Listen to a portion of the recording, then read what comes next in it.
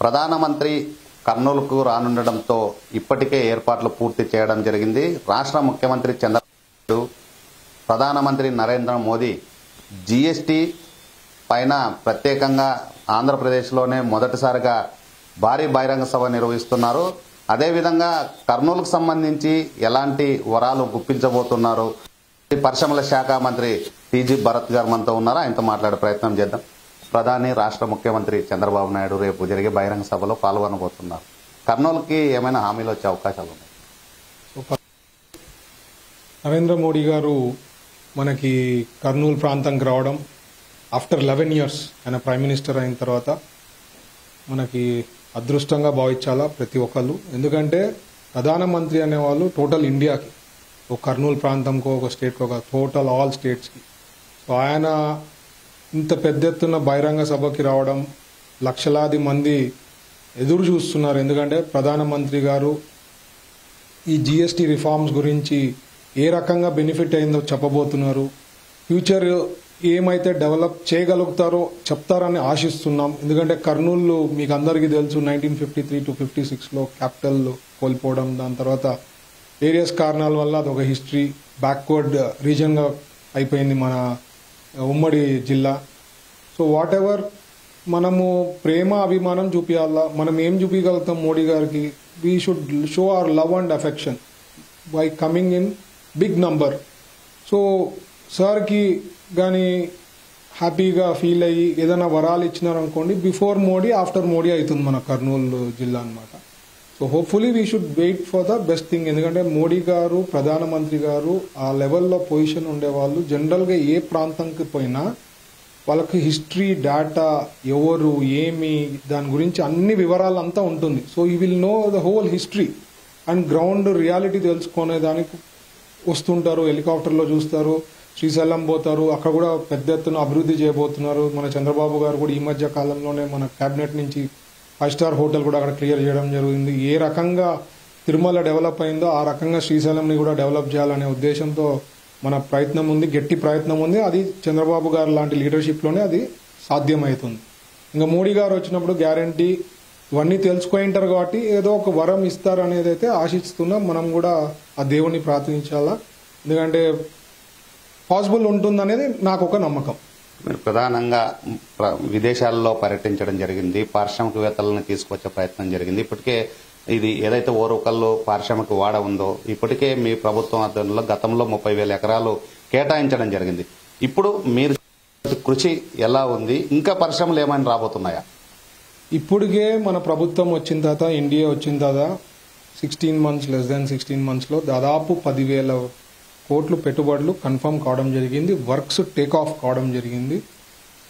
Agastya solar అనుకోండి, Reliance food park అనుకోండి, Reliance the క్యాంపకోలా అనేది ఒకటి ఉంది. సో రిలయన్స్లో ఫుడ్ పార్క్ సంబంధించి చాలా పెద్ద ఎత్తున ప్రాజెక్ట్ చేయబోతున్నారు ఇక్కడ.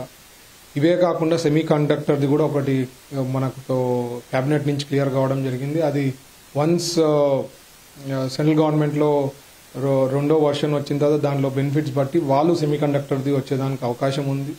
సో డ్రోన్ ది సిటీది మన చంద్రబాబు గారు కన్ఫర్మ్ కావడం జరిగింది. ఎందుకంటే ఫ్యూచర్ ఈజ్ అగైన్ డ్రోన్స్. ఏ రకంగా మనకి మొబైల్లో జియో వచ్చినప్పుడు విత్ ఇన్ నో టైమ్ ప్రతి ఒక్కరి దగ్గర స్మార్ట్ ఫోన్, ప్రతి ఒక్కరి దగ్గర ఏం కావాలన్నా డేటా వచ్చే పరిస్థితికి వచ్చిందో ఆ రకంగా డ్రోన్స్ అనేది ఉపయోగం ఆల్రెడీ చాలా పెద్ద ఎత్తున జరుగుతుంది. బట్ ఒక ఇమీడియట్ ఒక 2-3 steps అహెడ్ అయ్యేదానికి అవకాశం ఉంటుంది. కానీ అది సార్ ఆలోచించి, విజనరీ లీడర్ కాబట్టి ఆలోచించి ఇక్కడ డ్రోన్ సిటీ పెట్టడం జరిగింది.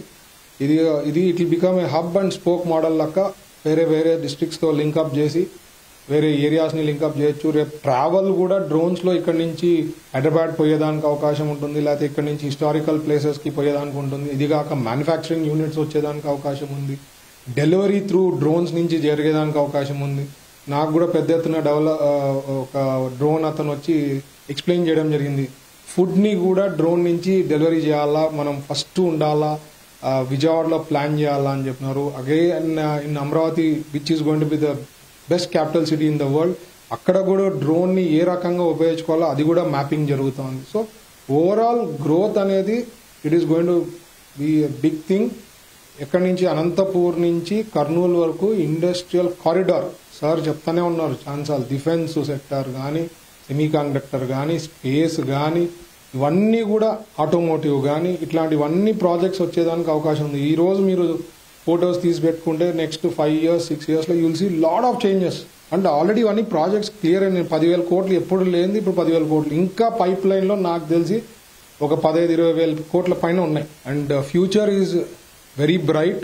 నేను ప్రతి ఒక్కరికి ఎప్పుడు ప్రజలకి విజ్ఞప్తి చేసేది, ఆలోచించి నిర్ణయాలు తీసుకోండి. ఏ ఎలక్షన్ వచ్చినా మన ఎన్డీఏ ప్రభుత్వంని ఎన్నుకుంటే మీకు ఫ్యూచర్ అనేది బాగుంటుంది, సేఫ్గా ఉంటుంది. ఇప్పుడు మీరు 16-17 నెలలు అయింది, హ్యాపీగా ఉన్నారు. ఎవరన్నా అడగండి, nobody is negative. Welfare schemes కూడా ఎంత బాగా జరుగుతోంది.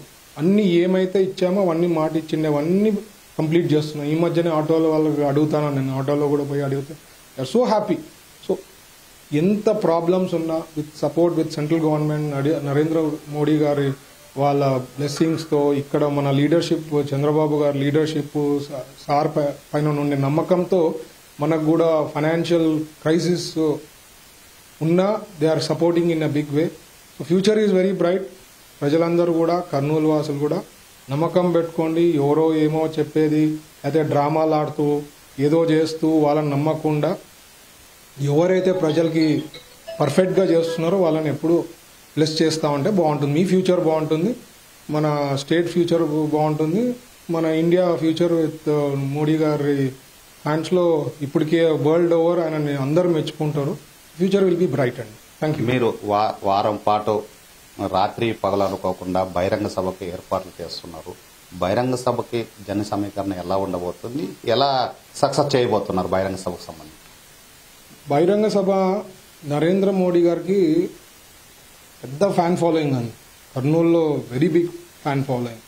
ఎవరు చూడు సార్ మేము రావాలనుకుంటున్నాము, మాకేమైనా పాసులు ఉన్నాయా, లేకపోతే మేము వస్తే ఎట్లా, ఇవన్నీ కూడా అందుకని ఎప్పటికప్పుడు సోషల్ మీడియాలో కానీ వాళ్ళకి తెలియజేయడం కానీ, మా ద్వారా మా ఆఫీస్ ద్వారా కూడా తెలియజేయడం కానీ, ఇట్లాంటి ఎవరు కావాలన్నా వాళ్ళు కామన్ మ్యాన్ హ్యాపీగా రావచ్చు, పాల్గొనవచ్చు.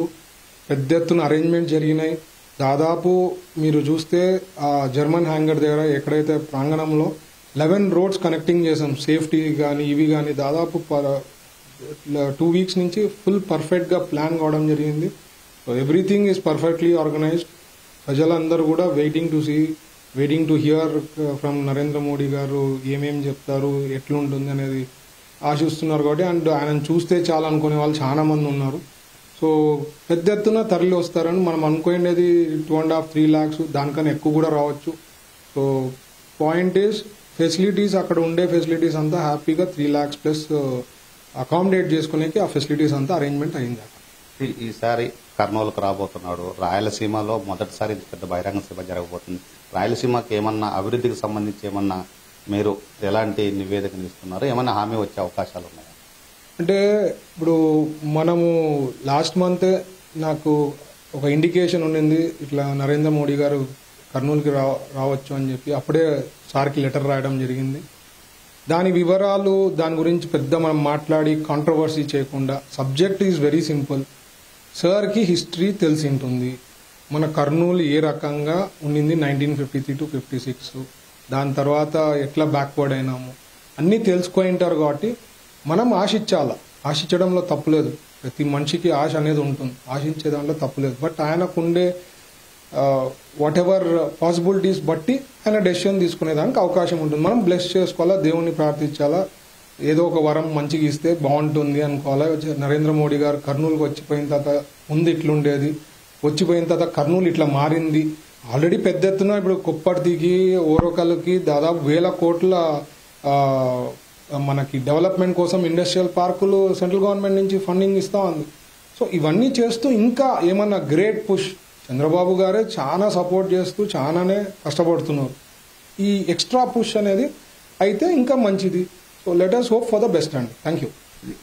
ఏదైతే కర్నూలు జిల్లాలో ఉన్నటువంటి బహిరంగ సభకు సంబంధించి 3 లక్షలకు పైనే జనాభా వస్తుంది. అదేవిధంగా రాయలసీమ వాసులకు సంబంధించి ఖచ్చితంగా ఏవైతే ప్రజలు కోరుకుంటున్నారో ఆ కోరికలు నెరవేర్చేందుకు కేంద్ర ప్రభుత్వం ఇప్పటికే అనేక సందర్భాల్లో ఆర్థికంగా వెసులుబాటు కల్పించింది. ఇప్పుడు జరిగేటువంటి బహిరంగ సభలో ఖచ్చితంగా ఏదో ఒకటి రాయలసీమకి వరం అయితే ప్రకటించే అవకాశం ఉంది. ఇప్పటికే రాష్ట్ర ముఖ్యమంత్రి చంద్రబాబు నాయుడు పరిశ్రమలకు శాఖకు సంబంధించి అనేక అభివృద్ధి కార్యక్రమాలు చేశాడు. రిలయన్స్, అదేవిధంగా స్టీలు, డ్రోన్ ఇవన్నీ రావడంతో మరింత అభివృద్ధి జరిగే అవకాశం ఉంది. ఇప్పటికే విదేశాలలో వెళ్లి అనేక కంపెనీలతోన ప్రతినిధులతో మాట్లాడడం జరిగింది. మరింత కర్నూలు జిల్లా అభివృద్ధి జరిగేందుకు అవకాశాలు ఉన్నాయని పరిశ్రమల శాఖ మంత్రి టీజీ భరత్ చెబుతున్న పరిస్థితి. ఇది బీజేపీ, టీడీపీ, జనసేన కూటమికి సంబంధించి తాజా పరిస్థితి. కెమెరామెన్ రమేష్తో టీజీ ప్రసాద్, 10 టీవీ, కర్నూలు జిల్లా.